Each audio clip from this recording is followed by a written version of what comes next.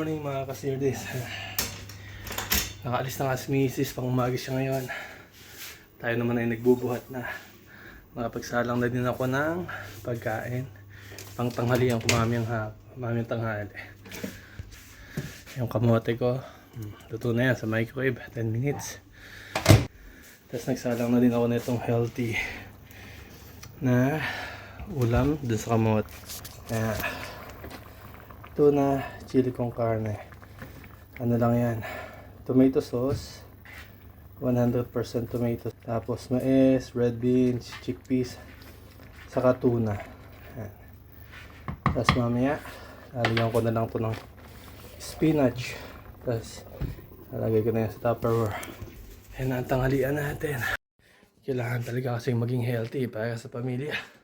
At kawawa naman ang mga anak natin pag may nangyari sa atin. Nagkasakit tayo.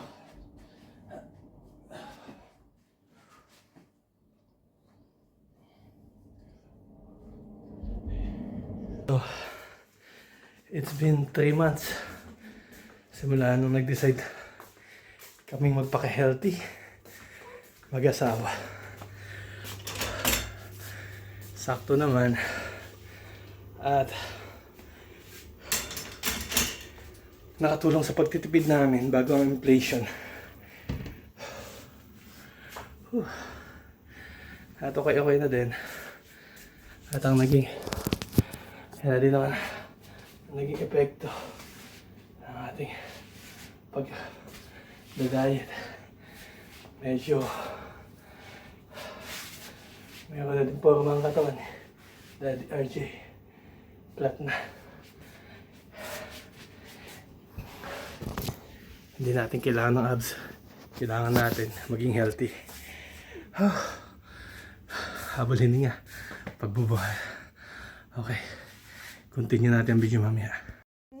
Nagising na nga si Apong Popay. Oh, hi Apong Popay. Because she's still asleep. Lay down there on the sofa. Not there. Don't sit down. Lay down there.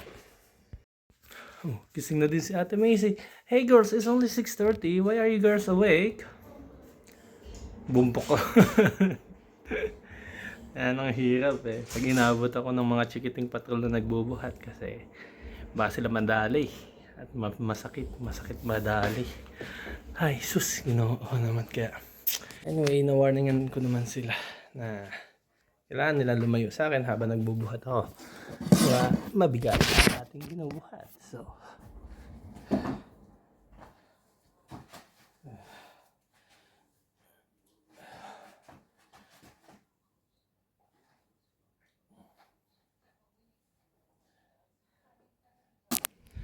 hapo lang.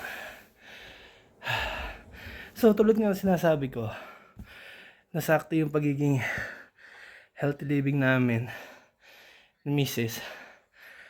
sa pagtaas ng mga presyo ng mabilihin. Kasi nga, dahil hindi na kami nagja-junk food at binawasan na namin yung alcohol consume namin, ay malaki ang nabawas sa expenses namin. Gawa nga, hindi na kami nakain ng mga chips, mga sweets, ice creams, wine, less na. So because of living healthy, mas nakatipid kami. Alright, ready na nga ang Sirdes family. Papasok na ang mga chikiting patrol. Let's go, Ate Macy. We're gonna go in the car. Nagkokotsi kami kasi medyo pangit ang panahon, maulan. So, let's go. But Macy, it's not raining so much. Nag-request din si Ate Macy. Bakit daw lagi kami naglalakad? So, pagbibigyan na natin si Ate Macy. Magkokotse tayo papasok ng trabaho, ng school. Hi naman, talaga naman tong Ate Macy na to. I'm telling them that you asking that we go by with the car to school. You don't wanna walk again. Ate Macy is getting lazy. Excuse me.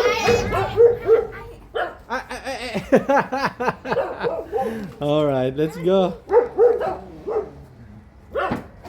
Ay, ano man, imbis na nakakatipid sa gasolina. Pero time to time naman, pagbibigyan natin ang ating mga gawa para ma-feel love naman sila. Hindi puro pagtitipid, di ba? Alright. Ayun. Ano yung aso namin? Nagbababay. Alright, tignan natin sila. Andito na nga tayo sa school. Tuwin na lang. Let's go, girls! I'm an emo kid. Yeah, emo kid. Come on.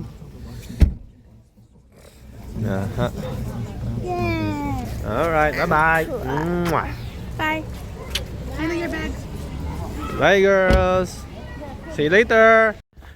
Naihatid na nga natin ang mga girls sa school. So, magbe-breakfast lang tayo. Tapos papasok na tayo sa trabaho. Alright, see you guys later! Meron pa tayo ilang minuto kaya pinapagod muna natin itong ating alarm para medyo ma-burn ang energy niya. Hindi kasi namin nailakad ngayong umaga at gusto mag-coach ng mga bata. Agip! Nangungulit. Gusto makipaghilahan ng bola. Good, so Gib! Talaga naman. Tuloy-tuloy pa din ang paggambon at pag-ulan. So, pasok na tayo sa trabaho. Tara. Okay, lunch time na tayo. Yung niluto natin kanina. Sarap. The best talaga.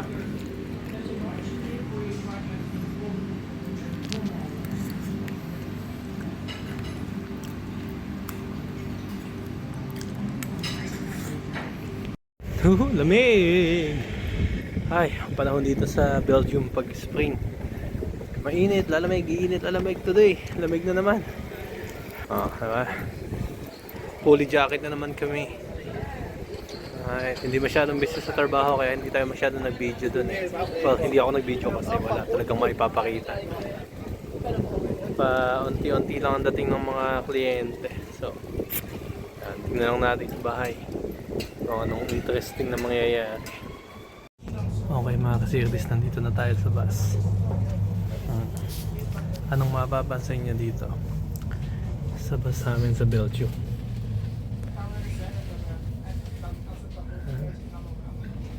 Ang tahimik, no? Wala man lang music ang bus, kaya madidinig lang natin mga usapan ng mga tao pero hindi nagpapatugtog ng music sa mga sasakyan dito. Hindi katulad dyan sa Pilipinas, kahit anong sakyan mo may music.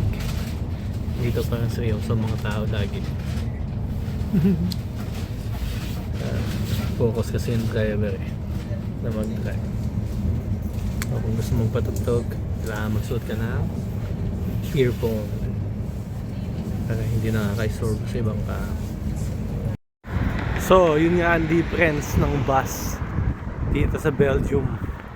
At dyan sa Pilipinas, dito walang music, bawal mag-ingay. May nakapaskil dun sa bus na if you want to listen to music, you should put your earphone. Tapos hindi din pwede yung masyadong malalakas ang music. Talagang kokontrolin ka ng mga tao, sasabihan ka na malakas ang pinapatugtog mo or ng bus driver. Difference. Minsan pag maiingay din yung mga tao nag-uusap-usap, may mga tao doon na sumasaway sa kanila, sumusuway, especially yung mga barkada. Hindi kasi common dito yung masyadong maiingay isdaan, lalo na sa public transportation. So yun, isa sa mapapansin yung bagay dito sa Belgium. Ayaw papapasukin na makulit na apong. Come on! Ang kulit, oh. Ang kulit. Ayaw papasukin, oh.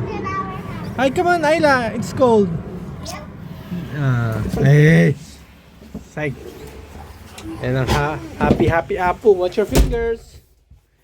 Alright. Ate Macy, you're sleepy? She's excited na umuwi ako ba? Why are you excited that I come home? Where's your phone? Did you left it at your work or something? I'll bring it back with my. You're cuckoo. excited me to come home so you can use my phone. Ang cute-cute mo naman. Gimme you.